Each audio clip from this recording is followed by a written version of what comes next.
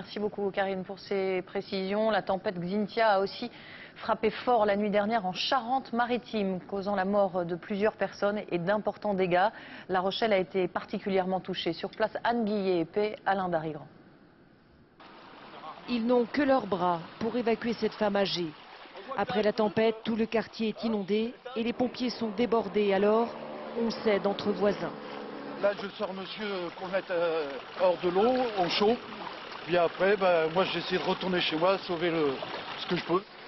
À quelques kilomètres, on emploie les grands moyens pour évacuer les campings. Les résidents ont été surpris en plein sommeil par la montée des eaux.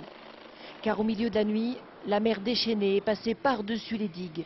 Et malgré le danger, certains promeneurs prennent tous les risques. Le port de La Rochelle disparaît sous les flots.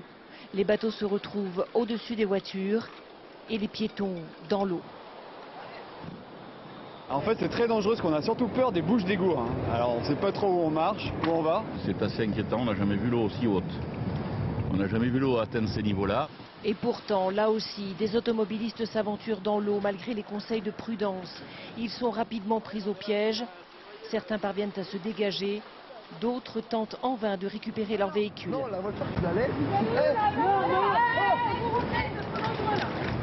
On va pas vous chercher, hein. Vous restez ici. Pour l'instant, voilà, c'est un peu la panique là sur le port. Nous, on rentrait de mission et on nous a requis pour des personnes qui étaient bloquées dans un véhicule. Ouais. Donc c'est un peu, tout le monde est débordé là. À la lumière du jour, on constate les dégâts, parfois considérables. Cet hôtel a tout perdu.